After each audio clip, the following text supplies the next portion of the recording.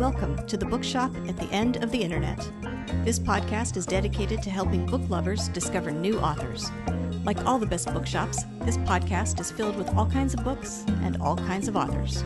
So tune in, browse around, find a new author, and discover a new favorite book at the Bookshop at the End of the Internet. I'm Stacey Horan, author, book lover, and host of the Bookshop at the End of the Internet. This is episode number 236. For more information about this or any of our episodes, go to my website, staceyhoran.com. If you enjoy the podcast, leave us a review, like us on social media, and share us with your friends, family, and fellow readers.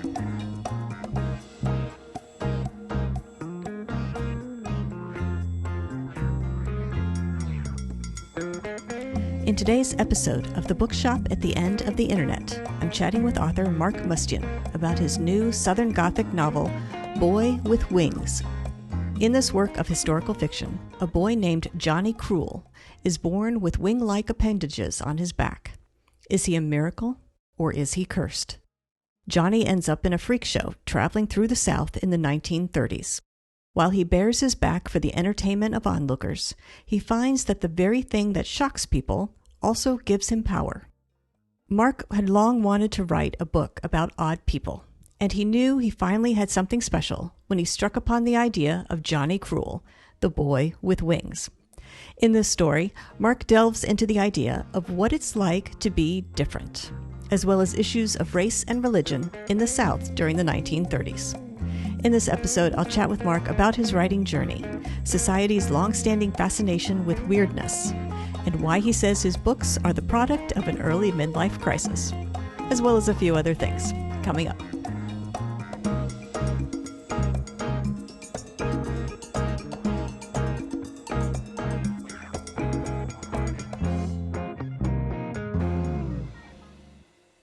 Mark Mustian, I want to thank you very much for joining me today on the podcast.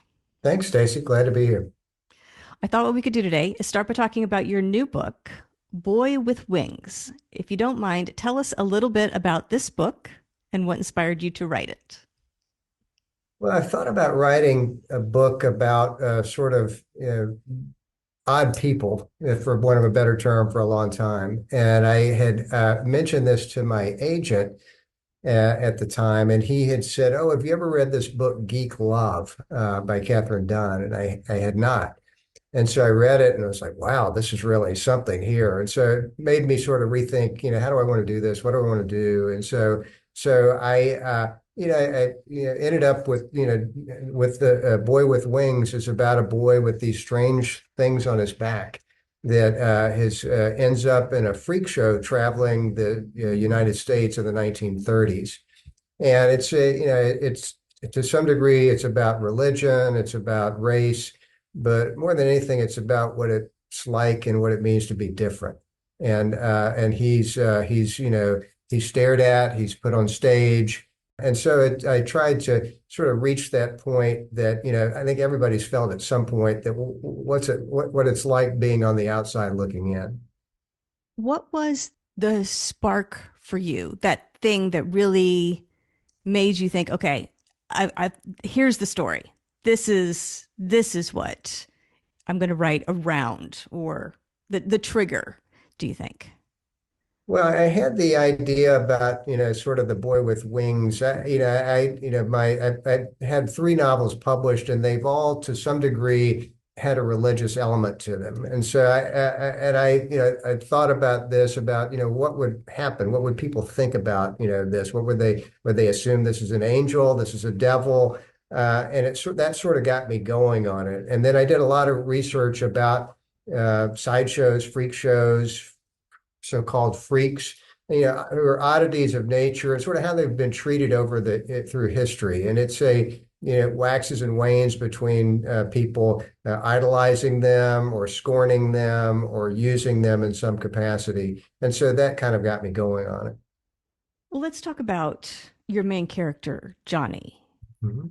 Tell us a little bit about him. What should readers know? What should they expect? Well, at the beginning of the book, Johnny is 6, 7 years old, and the book starts with him being buried alive, and he is because of the neighbors and people in this rural community have heard about him and seen him, and people get sick, and they're blaming him that he's some devil child or something, and so his mother concocts, with some other circus people, this sort of fake death where they're going to, pretend he's died, and then they can sort of get away from all this.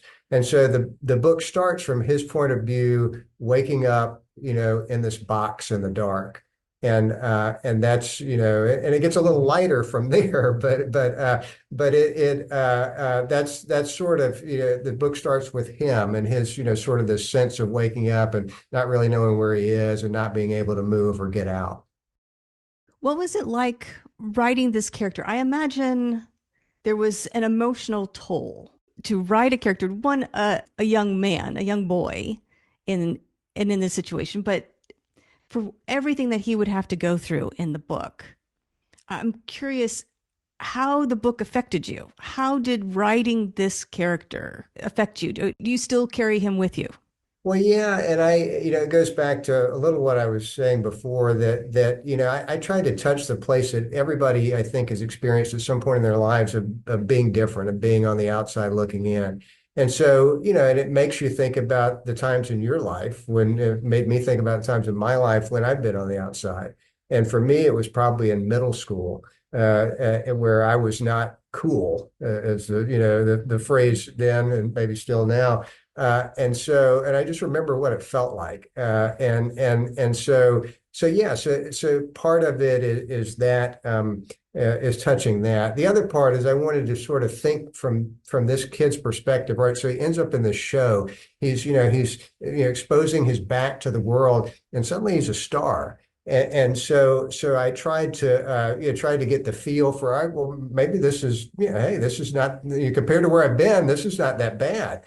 And it was interesting. I'm doing some appearances in connection with the book with a current sideshow performer who has some physical, abnormalities, if you will. And I asked him, so, well, what is it like for you to go on stage? And he says, I love it. Said, it's great. That's the best part of my life, really.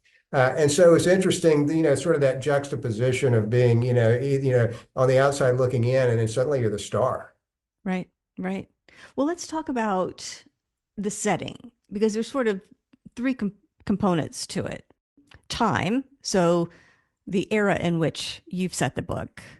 Location, I guess a large part of this takes place in the South. Right. And then the setting of the freak show. So let's maybe take each of those in turn because they sort of all converge to make this perfect storm for your book. So let's talk about the era, the 1930s, and how that affects the characters and their journey. Well, yeah. So the book starts in the late 1920s in North Florida, and part of Johnny, and again without giving too much away of the book, Johnny sort of lands in a turpentine camp with mostly really all African American people are there. And he's not had any exposure to Black people, and he is sort of taken in by them because he's lost his mother by this point, and so has several years of sort of again feeling like being on the outside, and then suddenly feeling as part of things. And then he's taken away by a white overseer, sees him there, says, "What are you doing? What's going on here with this?" And so, the 1930s, I mean, clearly is from a racial standpoint. And if you know anything about turpentine camps and what this was like, I mean, this is sort of one step above, maybe a half step above indentured servitude. I mean, you're working for the company, you've got to buy the script to use in their store. You can never get out of debt. And so that was, part of the racial and other, just part of the 1930s, and it extended past that. The freak shows, and it's interesting, sideshows in general probably hit their heyday in the earlier part of the 20th century, right after the turn of the century. And the whole, P.T. Barnum thing and stuff, it started the end of the 1800s and then sort of moved into the early 1900s. And by the 30s, I wanted to capture what I felt like was sort of, things were starting to unravel a little bit here. That these aren't as big a deal as they used to be. It's the depression. People are poor. They don't have enough money to go to things. And so it was a feeling of, hey, we've sort of hit the tail end of this and things are headed downhill a little bit. And just what it's like to, to sort of, these guys, most circuses at the beginning of the century, went on trains. I mean, that's how they moved around, the Ringling Brothers and all that. And this was, I wanted to get sort of a second or third tier. These guys went in trucks, and it could get them into further rural areas that just never saw, a circus never made it that far. And so here are these human oddities that were drawing attention, and that's sort of how they made it work. And what was it about the South, setting it where you did for the most part? What was it about, let's say, that area of the country that made it a good setting for the story? Well, I guess well, for one, I'm very familiar with it. I've lived in the South my whole life, and so in terms of how people speak, what they think, how they react to things, and even in this term, in some respects, we haven't moved that far from the 1930s, and so I wanted to sort of highlight, that, and the fact that again, if you're a Southerner and you're a Southern writer, I mean, race is a factor. I mean, I don't know how it's really hard for me not to write about that, as is religion. I mean, this is, there's a reason it's called the Bible Belt. I mean, it's a huge, big factor living here. So that all wrapped into it as well. Yeah. Well, I guess the category for this book, if you were to find it on a bookshelf, would probably be under Southern Gothic, I would imagine. Can you explain? That's been a topic of much debate, actually, with the Really? publisher and me and booksellers, because it sort of fits in, it could fit in several different categories. The actual Mm-hmm. on the spine of the book, which we had much discussion about, it's historical fiction slash fantasy. Oh, okay. But I would say Southern Gothic, there's a religious element to this, and so it could fit sort of in several different categories. But yeah, but Southern Gothic is certainly sort of how I view it. Yeah. What what are the parameters? What is your understanding of that term, Southern Gothic? Because I mean, if it's thrown around for books that are sort of written in the South or have certain kinds of elements, but what's your understanding of what that means? What readers expect if they pick up a book and somebody says to them, "This is a Southern Gothic novel"? Well, it's interesting. I wrote an article for on this topic actually recently, and I had to go look up, exactly this. What does Southern Gothic mean to people? And I guess there's certain elements that are, one is that there's sort of a sense of decay and death, that's a part of the story, and that it's, it's sort of hard to describe. It's not quite Tales from the Crypt, but is there's just this sort of this sense that things are, sort of, I don't know, on the darker side of light, I guess, in that, and that there's, that there's certain elements that would, that are uniquely Southern as part of that. Yeah, Yeah, yeah, maybe that's the, aftermath of the Civil War, sort of the, the failed Confederacy, all this stuff, I think sort of boils into that whole genre. yeah. And the tension created in these kinds of novels, it's to me, it's not strictly the character's journey. Something happens to them and they've got to resolve it, but the atmosphere in which it's happening plays a big role. So setting and time and these other factors, these outside forces, sort of play a role, almost a character in and of themselves. Would you say?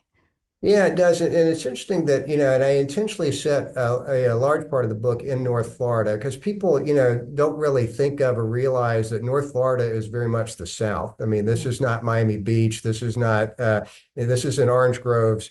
this is, hanging Spanish moss and big oak trees and that sort of thing. But it's very, it's different in certain ways too. I mean, the area where Johnny grows up initially is sort of on the coast in Northwest Florida. And so where I've spent a lot of time myself, it's beautiful. It's, a lot of pine trees, beautiful beaches, but it's very different from what most people think of Florida. Right. Very true. Very true. So if they read the book, they'll get an education as Well, yeah, well. or just, a sense of a little, I mean, that's one of the great things, like for books that, that I like that, put you in, Where the Crawdads Sing or a lot of Pat Conroy's Mhm. books. I mean, you feel like you're there at someplace, who's been to the tidal marshes of South Carolina. I spent a lot of time there. Well, I haven't. So it's interesting to be sort of immersed in it. Right. Just like you say, it's sort of it brings the whole book together. Right. Right. So what do you want readers to think about after they've read the book? Are there messages you want them to pick up on? Are there questions you want them to contemplate for themselves once they've finished the book? I'm curious, as a writer, were there things that you intentionally set out to kind of feed the reader, or were there things that you discovered after it was done? Okay, this is what the reader's probably going to think, feel, perhaps do. Well, I would if I could go talk about one of my earlier books, and it'll relate back to this. As I mentioned, each of my novels have had some element of the religion in them, and so the first novel was about a black woman who claimed to be Christ returned, and I thought it was I look back on it now and said, wow, that I had no idea what I was doing, but the concept was good. That that what would really happen if that that happened. And so here I tried to extend that a little bit further, right? Well, there's this boy, I mean, he's got these things, they look like wings, what is this? And just the reactions different people would have. And I think they would run the gamut from people saying, oh, this is an angel. This is, to people going, oh, we need to destroy this. This is horrible. And so there's a little bit, I wanted people to think, I mean, Johnny's last name is Cruel. And so, JC, I mean, that's, it may be fairly obvious there, but what if, but is there a cruelty, as part of, as part of our look at religion? I mean, to me, there is to some degree. I mean, yeah, you're in, you're not, sorry, that sort of thing. So I wanted people to think about, that to come away with this going, yeah, that's, in addition to being entertained, I hope, by the story, to sort of think through, yeah, how do we treat people, that are different? I mean, wasn't Jesus different? So that's a long answer to your question. Well, let's talk about your other books, because this is your third novel Yes, that you've had published. So, Boy with Wings, number three. right, Your first one, first and second, The Return and The Gendarme. right. So let's talk about those. We can take them in whichever order you prefer, but if you don't mind, tell us a little bit about each book, and then I'd like to kind of take the set and discuss what it was like writing each of them and how they differed. Okay.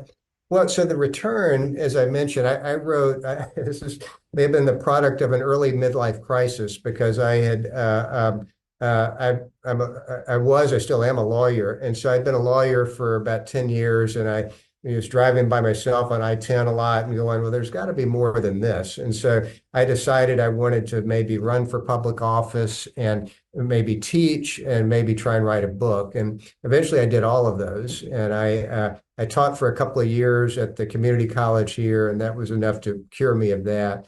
And I ran for office, and I was elected as a city commissioner for 10 years, and that was enough of that. But I sat down to write this book. I had no idea what I was doing. And so I later saw that was sort of the equivalent of somebody said of waking up one morning and saying, hey, I think I'll go practice thoracic surgery today.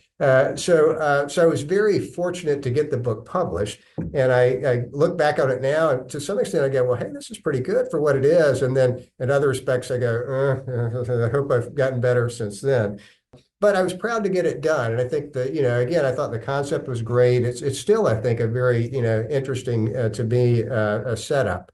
The gendarme, so my heritage way back is Armenian, and I've never known much about it. And so I just decided one day I was going to sit down and try and, figure this out or learn something. And so I sat down to write the book. And that book took a lot of twists and turns to get published. And at that point, I was trying to find an agent, and I thought I had an agent. He read the book, and the book had a historical part that was about the Armenian genocide, which is what the real topic of the book. And then the other was sort of a current day part. And this guy said, "Well, yeah, the historical part is great, but you need to rewrite the whole current day part." And I'm like, "Oh my God, I spent years on this." But I did. I went back and rewrote the whole thing, changed the point of view for it and everything. And then he said, "Yeah, I just don't love it enough to take it on." But I kept that version, and that's what got published. And I'm very proud of that book. I mean, it's been published in 10 languages now. I spoke all over the world about it. And it was a sort of the unique thing, and I credit this agent who didn't take me on, that to sort of setting it from the point of view of this guy who was near the end of his life, and he had been injured in the war and forgotten a lot of stuff, and suddenly he has some medical issues at the end of his life, and he remembers what happens, and so it's going back for him through this early part of his life.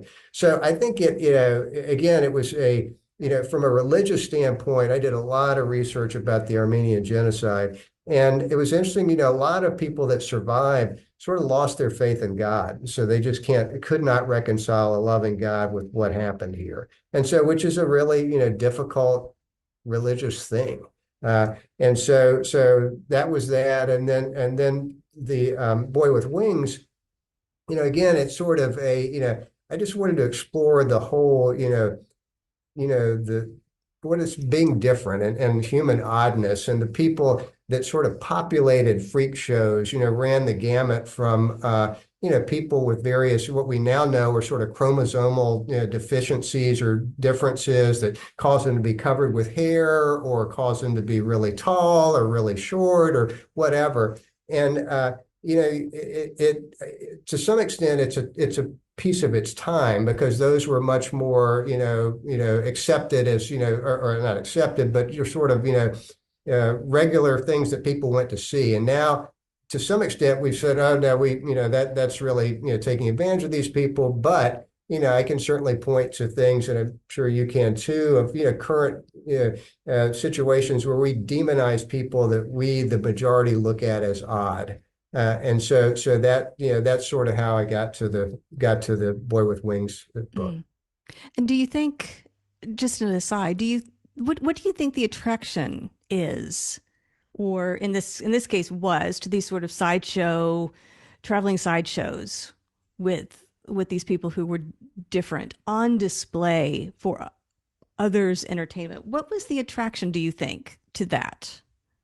Well, I think it's sort of, this is an overused, example, but it's the whole car crash thing. Hey, we're driving past, well, we don't want to see it, but we got to stop and look. And a little bit of that.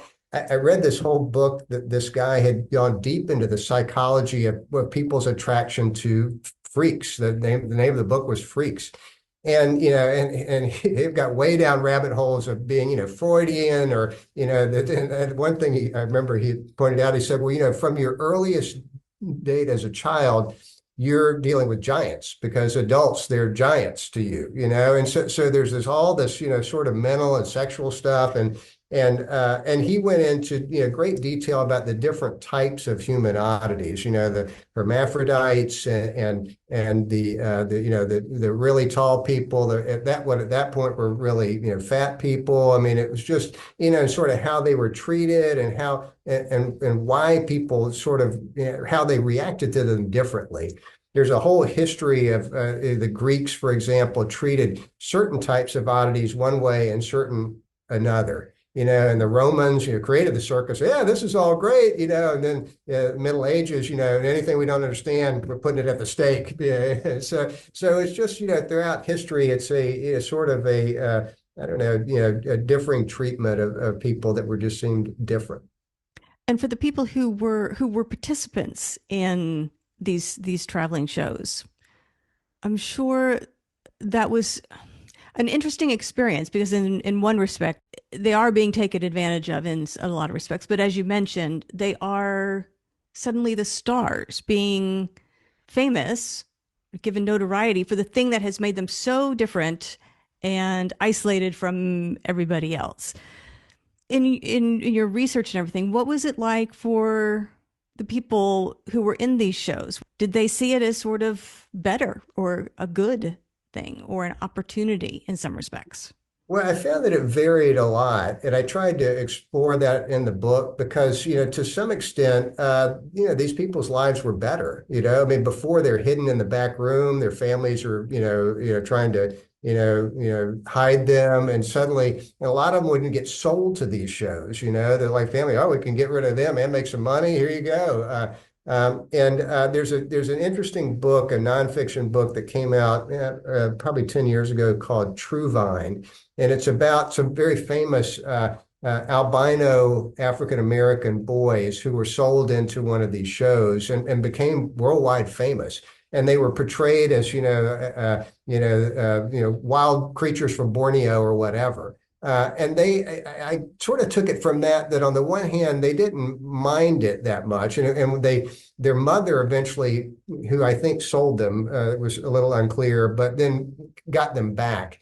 And when they came back, they weren't super happy being back at home. And so eventually they went out on limited, tours again. And so it's a little bit of, there's that dynamic. I also tried to talk about the sort of rivalry between the people who are, really performing, breathing fire, doing sword swallowing, I mean, 8 to 10 times a day, and the guy who comes out and shows his back once and he's the star, and so it's just sort of it was very interesting to just see all the dynamics and nuances of these shows and people who were in them. Yeah.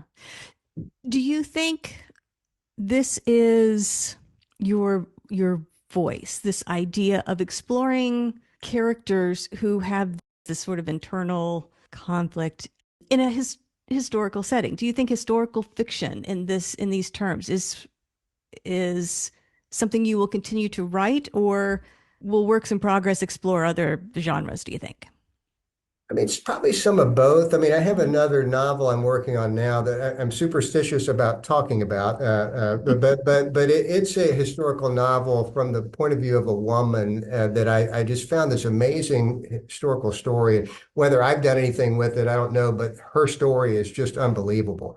And so I tried to, but she is flawed in certain ways. She can't see stuff, that in hindsight we can all see. And so I've tried to, I don't know, take each of these sort of on their own. And, in the gendarme, a lot of it was, can you do bad things and still be a good person at the end of the day?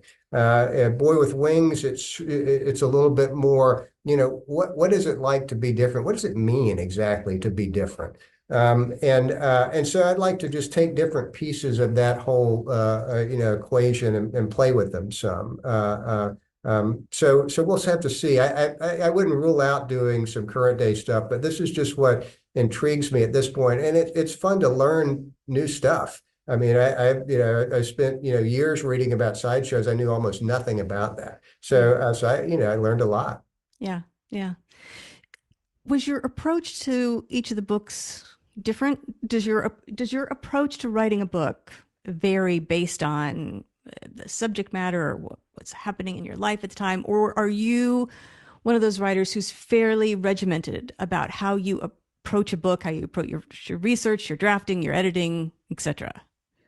No, they've all been a little bit different. I mean, my writing process is more or less the same. So I write early in the morning. That's what I've done since my kids were little. And at that time, it's the only time I could do this. It was chaos the rest of the day. But I've kept that up, and I've just discovered I like doing it. And I like doing that way because it keeps my head in the book. So if I think about it every day, even when I'm doing other stuff, I'm thinking about it and that sort of thing. But for the return, I had sort of, I'd written part of it and then I plotted out the rest of it pretty, for the rest of the book. For the gendarme, it was more, there was a current part and a historical part, and I sort of went back and forth working on those. And then with Boy with Wings, the way the book is set up, it's primarily a third person from the point of view of Johnny. But then there's first person accounts of people that are sort of reacting to Johnny. And so that was different. And it was, and I played with that a lot because I was, does this work? Let's try it this way, let's try it that way. And it just seemed to fit the best, that to do it the way I did it, because there's something still a little mysterious about Johnny, just like there is about Jesus or God or anything. And so I wanted it to be sort of, this is how people are reacting to him, and you learn about him a lot from what their reactions are. Interesting. So other than the work in progress you just mentioned that you gave us just a tiny taste of, what other goals do you have for yourself as a writer? Other things you want to try, other things you want to do? Well, I don't know. I feel like I have, a few more novels in me, and so I'd like to get those published. I have, I think I have pretty good. In fact, I feel like I have really good ideas for these other novels. It's just a matter of writing them. I have another one that's a little bit more of a current day that I haven't written any of it, but I think again, I think it's a great concept. I just need to figure out how the characters, drive the concept. And so that's because I want it to be, the best books are the characters, drive everything. It's not the plot. And so I have three characters in my mind. One, I know exactly what I want to do. Two, I've got a pretty good idea. Last one, I don't feel like I have well enough. Gotcha. Okay. Well, in the meantime, if people want to learn more about you and your books, look for new releases, that sort of thing, where can they go to find you and that information? Well, you can go to my website, which is markmustian.com. And I'm also the founder and the current president of the Word of South Festival of Literature and Music in Tallahassee. That we now in our 11th year of combining authors and musicians in all sorts of different ways. And so you can find me on the Word of South website as also. And that's coming up in April. We've got great authors, great musicians. I thought I would do this for about 5 years and move on, but I'm still there working on it. But I'm very proud of it. There's one of the best things or most rewarding things people tell me about it is just they said, we've never been to anything like this before, and so it really is. There's nothing like it in the country. So I hope people will come check it out if they haven't been. Good. Good. Excellent. And if people want to purchase a copy of Boy with Wings or your other two books, where can they go to buy them? They can order through my website, and there's links to Bookshop and to other outlets there. Also, if you want to get a signed book, the Midtown Reader bookstore, the independent bookstore in Tallahassee, is helping with that. So there's a couple of ways to get books that you can access through the website.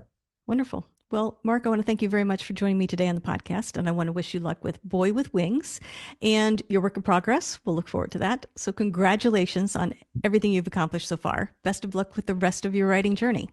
Thanks, Stacy. The Bookshop at the End of the Internet is a podcast dedicated to helping book lovers discover new authors. Like any good bookshop, this podcast features a wide variety of books by the equally varied and interesting authors who felt compelled to write them. This podcast gives you a chance to meet these wonderful writers and discover your next must-read book. Listen to the authors describe their books and tell you their stories in their own words. My interviews feature books from all genres and authors from all walks of life, including those who are indie published as well as those published by small presses and large publishing houses. Looking for unique, not so easy to find books for yourself, a friend, or a book club? Tune into this podcast and find your newest favorite author or maybe a soon-to-be bestseller. This podcast, like all the best bookshops, is filled with all kinds of books and all kinds of authors. Tune in, browse around, find a new author, and discover a new favorite book. You never know what treasures you might find in the Bookshop at the End of the Internet.